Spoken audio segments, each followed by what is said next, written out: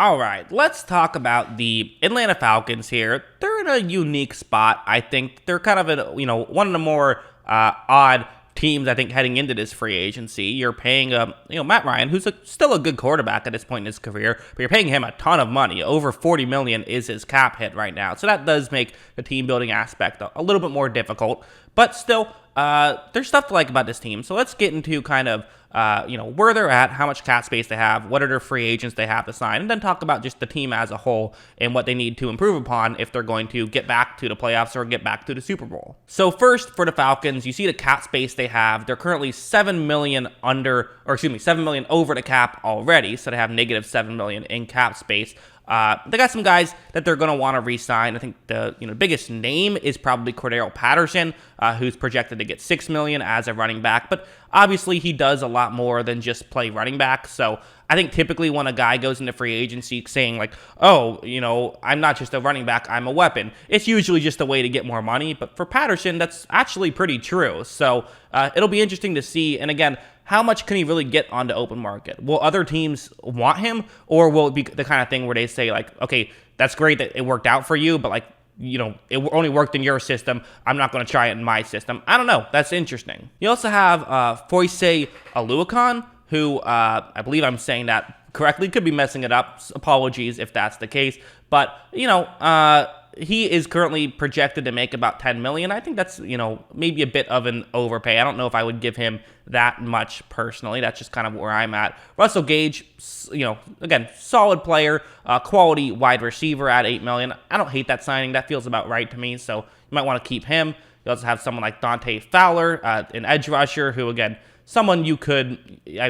There's stuff to like about Fowler for sure. Now, should be mentioned with Fowler, I'm putting him in the free agency thing. He was cut by the Falcons, so that's kind of what happened there. More of a rotational edge guy, so losing him, you do have to replace him with somebody, so we'll see what they do there. Also, the always clutch Duron Harmon here. Again, veteran guy, only worth a few million. He'll give you solid safety play still at this point in his career. So if they wanted to re-sign all these guys, they would need, find equal replacements for them, they would need $34 million to do it, meaning they would have to clear $41 million. Because again, not only are they, a little bit lackluster in terms of the talent department at this point, they're paying a lot of money for Matt Ryan, so they don't have a ton of resources there. As for the players they could cut, I put Matt Ryan on the board. You're not saving much by getting rid of him. You're only saving $8 million. So maybe the move is you restructure his contract. I wouldn't be shocked if they do something like that.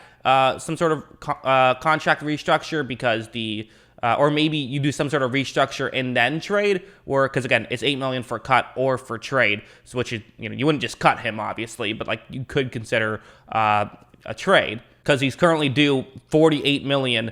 Is the actual number in 2022, and he's still due $43 million in 2023. So a lot of money for Matt Ryan, like that's tough. It is. It makes team building more difficult. Now, again, the cap doesn't really exist. You can spend over the cap, but teams still have limits on what they're willing to spend, and owners are only going to spend so much. The Falcons spent under the salary floor last year, although they've also spent well over the salary cap in years past. You could also save some money by getting rid of Tyler Davison. He's someone who you could, potentially find a way to, you can save some money that way. Mike Davis, who was great for Carolina, didn't quite work out as well here in Atlanta. So you could, again, halfbacks are kind of a dime a dozen, but maybe you keep a Cordero Patterson, sign him, and then let Mike Davis go. So that way it's like, okay, you're giving Patterson $6 million, but really you're only actually spending $3 million more because you're getting rid of Davis. You could also get rid of Kendall Sheffield if you want. I think that would probably be a fine move. Quite frankly, I wouldn't hate that decision if you got rid of him, save $3 million. Again, you're saving pennies here. You're not getting a huge thing, but there's money to be saved here. Going over here to the chart, what you're going to see is that, passing just 14th best. So this is, again, kind of the issue is you're paying $48 million for a guy in Matt Ryan, who, I want to be clear, Matt Ryan's awesome. Like, Matt Ryan's done a lot of great stuff. This wasn't his best year this past season. There's no denying that, but he has been a lot better in the future, in the past, and I wouldn't be shocked if he's better in the future. But you need him to be better than just the 14th best player. If you're giving him a quarter of the salary cap, you can't have mediocre quarterback play. Like, you're just never going to win football games that way. So it's not just him that's the issue. In fact, like, he's probably the strength of this team still, even that being said. But again, part of that is because of how much money that he is getting. The O-line wasn't great. Gotta improve on that for sure. And again, they put resources into it, but the Jalen Mayfield experiment, I think, was a bust. I think we get another guard there. That was not great. And I think that if you do that, honestly, the offensive line, I think, would improve a lot. Like, I think that alone could really make things a lot better. I really do.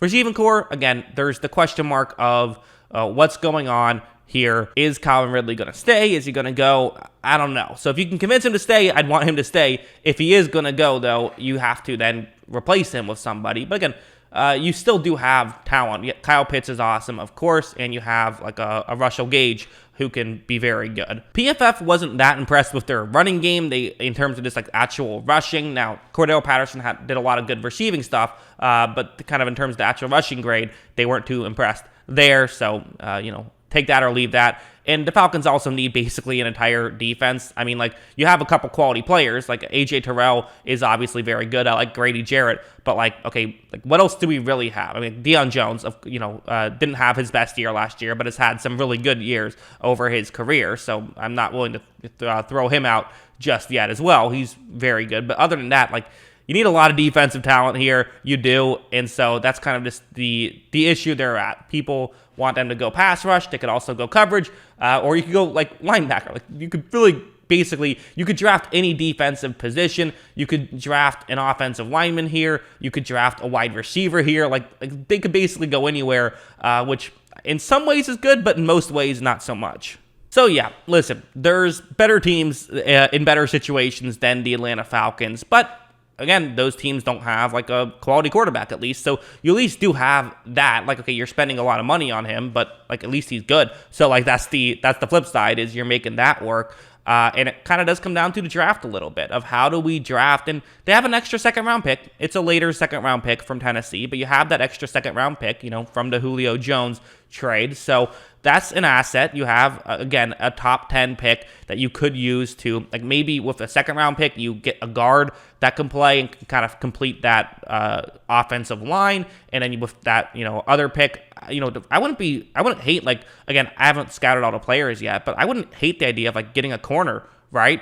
Just like saying, like, you know what, let's just make our coverage unit really good. I know people are going to say, well, we got to get a pass rush. Well, you can scheme up pass rush easier than you can scheme up coverage, and you're not going to get it all done in 1 year anyways. Like, you're more than a year away at this point for the Falcons, so maybe just get some key contributors and try to be good at certain things, because right now, like, they're not good at anything, really. I mean, they're solid at the passing game, but other than that, like, they're not great at it, and they're not good at anything else. They're bad at everything else. So, I've got some work to do. The Atlanta Falcons do. Nice thing, though, hey, play in a weaker division. Maybe you'll still find a way to make it work. I like Arthur Smith, so there's good stuff about this team as well. But, yeah, that's what I think. What do you guys think? Let me know in the comments below.